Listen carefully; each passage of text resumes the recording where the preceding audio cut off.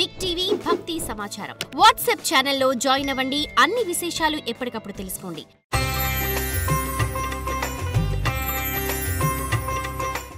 Big TV ప్రేక్షకులకు నమస్కారం. ఈరోజు విశేషం కార్యక్రమానికి సాదర స్వాగతం. ఈరోజు విశేషం ఉత్పన్న ఏకాదశి. ఈ ఏకాదశికి చాలా విశేషం ఉంది. కార్తీక మాసంలో శ్రీ మహావిష్ణువు తాను మెలకువ అయిన తర్వాత అటువైపుగా తిరిగిన రోజును ఉత్పన్న ఏకాదశి అని అంటూ ఉంటారన్నమాట. అయితే శ్రీహరి మేల్కొన్న ఈ సందర్భంలో ఎవరైతే శ్రీహరి ప్రీతికరంగా కూడా స్నానము, దానము, జపము, తపము చేస్తారో వారికి వైకుంఠ ప్రాప్తి కలుగుతుంది అన్నది కూడా పురాణాల ద్వారా మనకు అవగతమవుతుంది. అయితే ఏకాదశి వ్రతం అనేది ఎలా చేస్తారో అందరికీ తెలిసినప్పటికీ కూడా మరొకసారి గుర్తు చేసే ప్రయత్నం చేద్దాం. దశమి రోజున రాత్రి ఒంటిపూట భోజనం చేయటం, ఏకాదశి మొత్తం కూడా ఉపవాసం ఉండటం, అల్పాహారం పాలు పళ్ళు మాత్రం తీసుకోవటం, అలాగే భగవత్ చింతన చేయటం, విష్ణు పురాణం చదవటం, విష్ణు సహస్రనామాన్ని మననం చేయటం, శ్రవణం చేయటం, అలాగే ద్వాదశి ఘడియల్లో పారణ చేయటం, అన్నదానం చేయటం, ఆ తర్వాత ఆహారాన్ని స్వీకరించటం. ఈ విధంగా ఏకాదశి వ్రతం ముగుస్తుంది. ఎవరైతే ప్రతి నెల 15 రోజులకు ఒకసారి వచ్చే ఏకాదశి వ్రతాన్ని ఎవరైతే ఆచరిస్తారో వారికి శారీరక ఆరోగ్యంతో పాటు మానసిక దృఢత్వంతో పాటుగా ముక్తి లభిస్తుంది అన్నది కూడా ప్రతీతి. ఎంతోమంది రాజులు, ఎంతోమంది ఋషులు ఇలాంటి ఏకాదశి వ్రతాల్ని ఆచరించి వైకుంఠ ప్రాప్తిని పొందిన కథనాలు మనకు ఎన్నో ఉన్నాయి.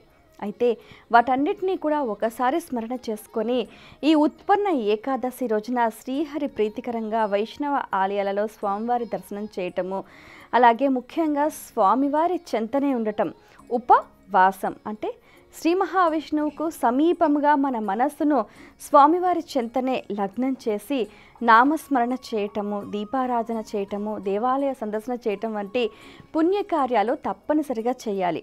అందులో మిగిలిన మాసాల కంటే కూడా ఇది కార్తీక మాసం.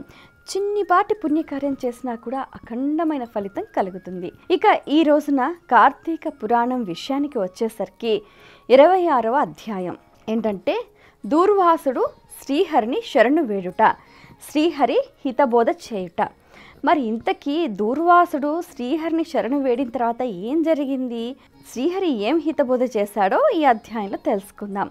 అయితే అంబరీషుణ్ణి శపించిన తర్వాత భక్తుణ్ణి శపించినందుకు శ్రీ మహావిష్ణువు చాలా కోపోద్రిక్తుడయ్యాడు. తన చేతిలో ఉన్న సుదర్శన చక్రాన్ని వదిలేసరికి ఆ సుదర్శన చక్రం దూర్వాసుని వెంబడించిందనమాట.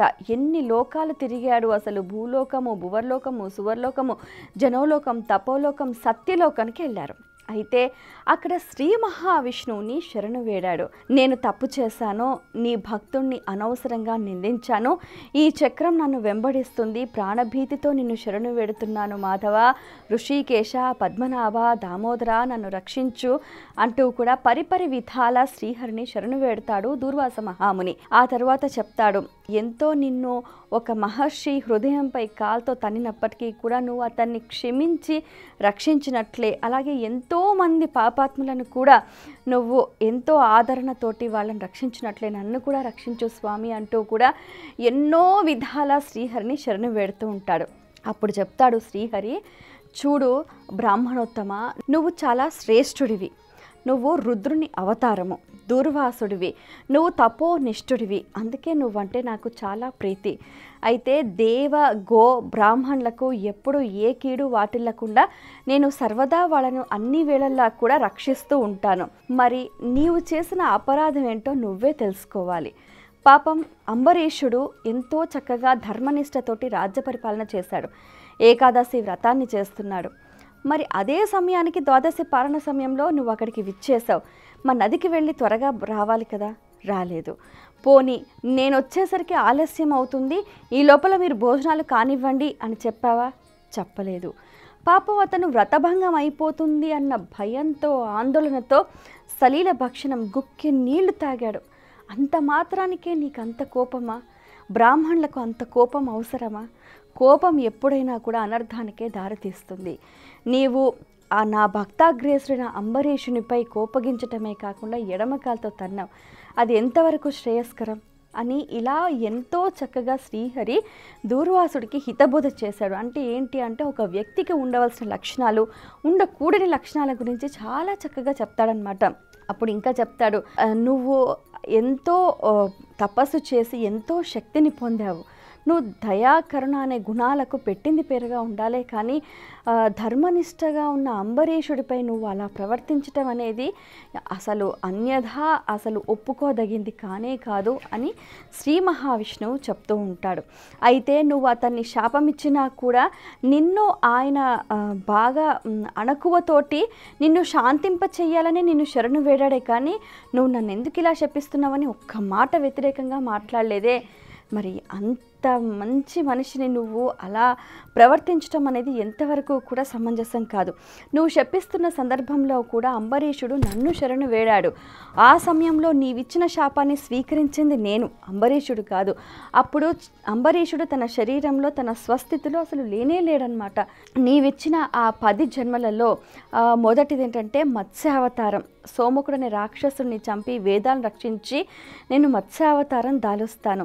తరువాత క్షీరసాగర మదన సమయంలో దేవదానవులు మందర పర్వతాన్ని చిలుగుతున్నప్పుడు కూర్మ అవతారం ఎత్తి దాన్ని నా భుజంపై మోస్తాను అని చెప్పాడు. తదుపరి హిరణ్యాక్షుణ్ణి సంహరించడానికి వరాహ రూపం ఎత్తుతాను, భూమిని రక్షిస్తాను. ఆ తరువాత హిరణ్యకశ్యపుణ్ణి సంహరించి ప్రహ్లాదుని రక్షించటానికి నేను ఎంతో చక్కగా నరసింహ అవతారం ఎత్తుతాను. అలాగే వామన అవతారంలో బలి చక్రవర్తి గర్వం అణచడానికి వామన అవతారాన్ని ఎత్తుతాను. అలాగే రావణాసురుని సంహరించడానికి రఘుకుల వంశంలో శ్రీరాముడిగా జన్మిస్తాను.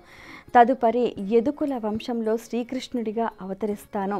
ఆ తరువాత కల్కి అవతారం ఎత్తి బ్రాహ్మణ ద్వేషులందరినీ కూడా సంహరిస్తాను. ఈ విధంగా 10 అవతారాలు, దశావతారాలను నేను నా భక్తుడి తరఫున స్వీకరించి ధర్మోద్ధరణకై అంటే దుష్ట శిక్షణ శిష్ట రక్షణకై కూడా నేను అవతరిస్తాను. ఈ 10 జన్మలను ఎవరైనా కూడా స్మరించినా మననం చేసినా వారి పాపాలు కూడా తొలగిపోతాయి అని చెప్పి శ్రీహరి చెప్తూ ఉంటాడు. ఈ విధంగా భక్తులను ఎవరైనా కూడా హింసించినా వారిని బాధ పెట్టాలని తలచినా నేరుగా శ్రీహరి స్వామి మాత్రమే కాదు వారి చేతిలో ఉన్న సుదర్శన చక్రం వారిని వెంబడిస్తుంది అనటానికి ఈ కథ అనేది ప్రత్యక్ష నిదర్శనంగా తెలుస్తుంది మనకు. సో ఇది 26వ అధ్యాయము. ఈరోజు ఆచరించాల్సిన విధి విధానాల గురించి తెలుసుకుందాం.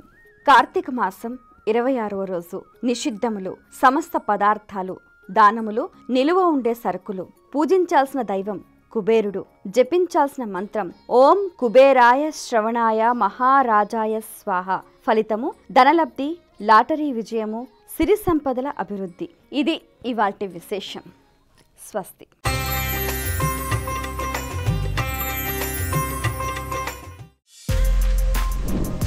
For more videos like this, subscribe Big TV channel.